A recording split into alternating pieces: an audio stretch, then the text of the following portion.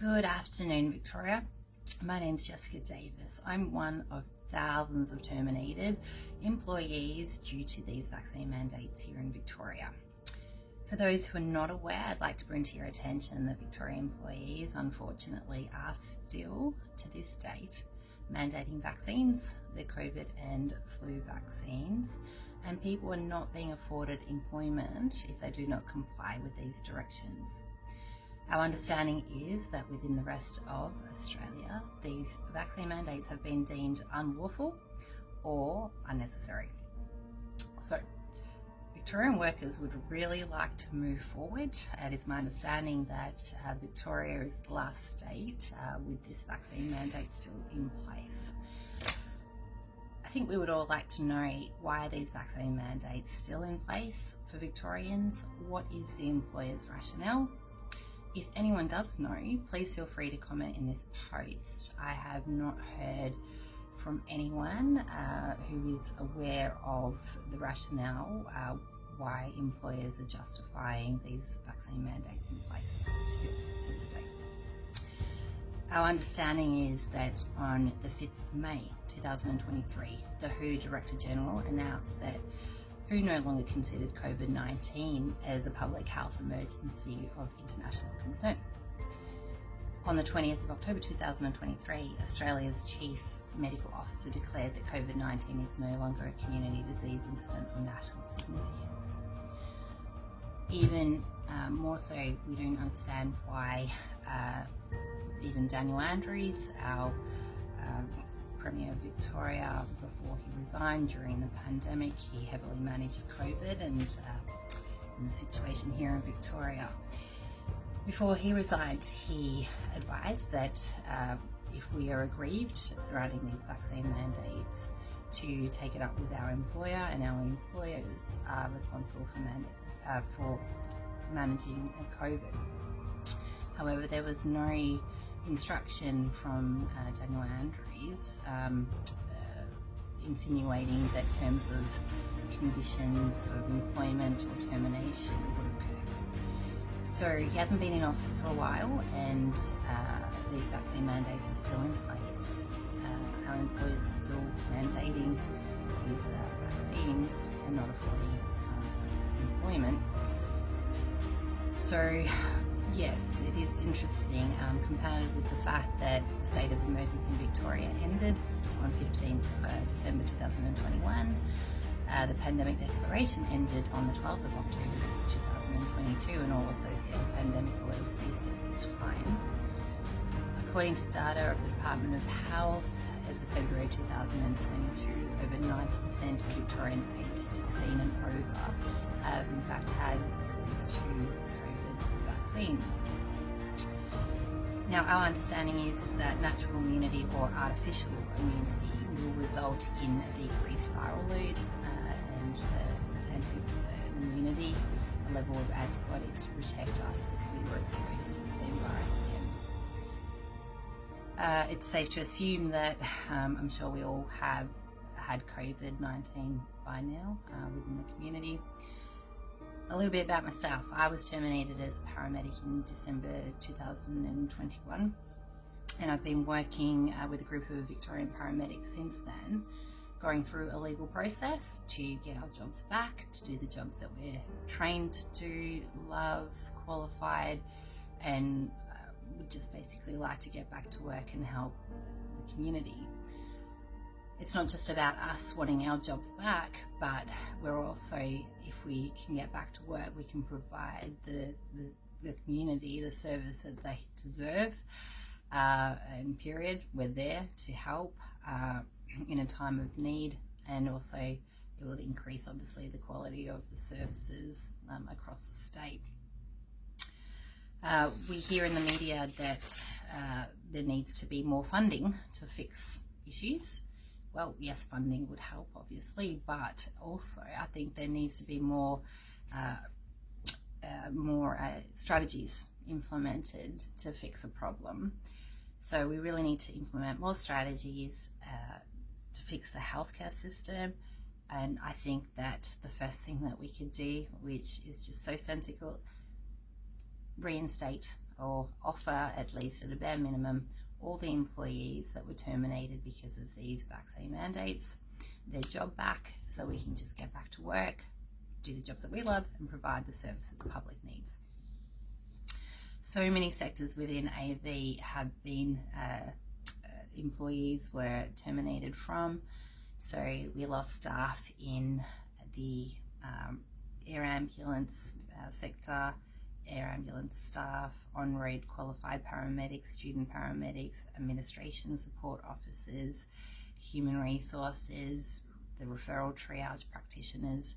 So we lost staff in AV to not just on-road paramedics, but a lot of the areas within the organisation. And that's just within Ambulance Victoria. So we want to get all Victorian workers back to work with the E-Petition that I created and has been supported by Maura Deeming. The E-Petition is titled Review the Current Vaccine Mandate Imposed on All Workers. So this is a petition that essentially, if we can get 10,000 signatures, we can get a parliamentary debate, and we can have the decision makers, the Legislative Council members, review the situation. So the instruction that's in place, and if it's warranted, if it's necessary, taking all factors factors into consideration to see whether it's still warranted. So that would be looking at immunity levels and vaccination rates, and I guess looking at the risk of keeping these mandates in place. So looking at the fact that there's staff shortages across all sectors of Victoria.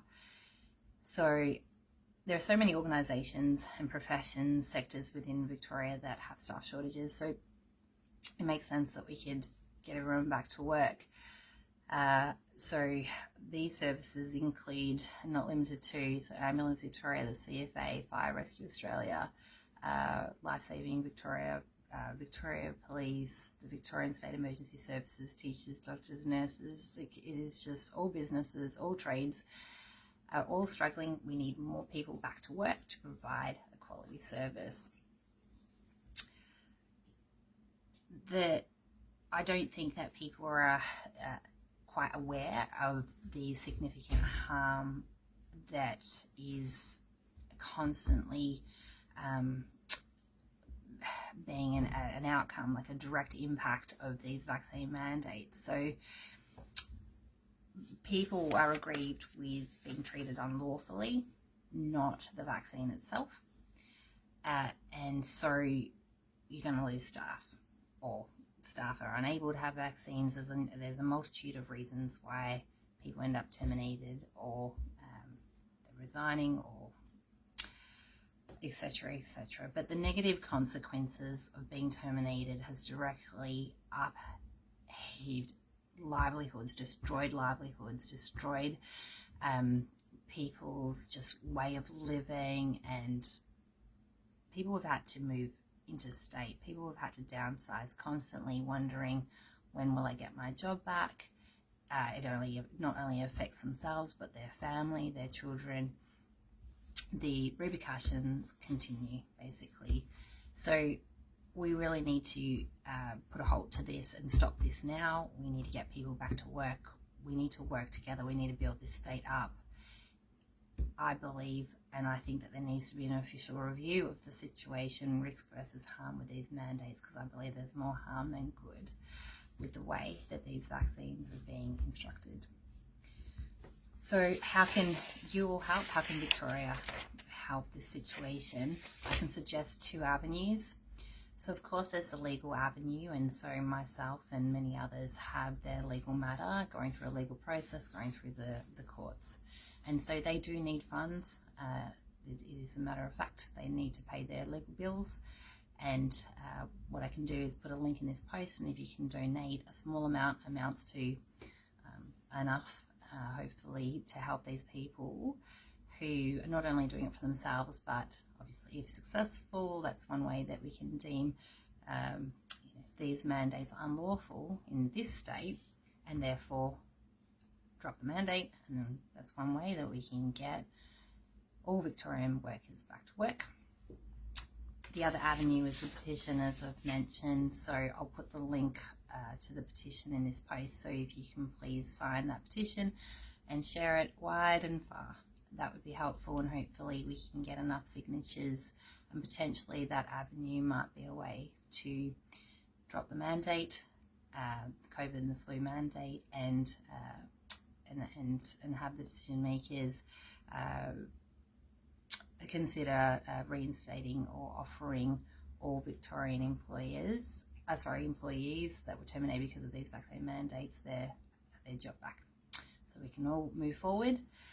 And I feel that my skill set and my expertise is definitely better to be obviously provided in an area that I'm more experienced in.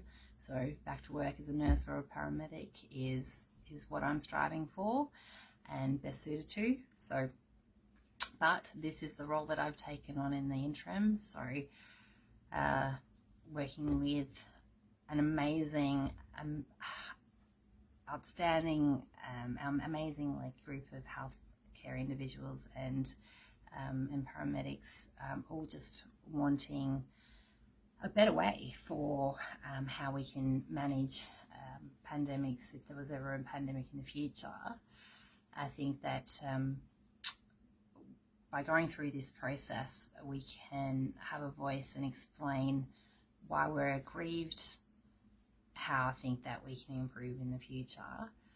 I think that a lot of people, the respondent, will gain a greater understanding of the impact of the way that they manage this situation, how it has actually caused quite a bit of harm, and how they could probably do better in the future. Anyway, thank you so much for your time, and you'll hear from me again shortly when I have more updates. All right, so if you can donate, great, thank you. The link's in the post, and also sign the petition. All right, take care, bye.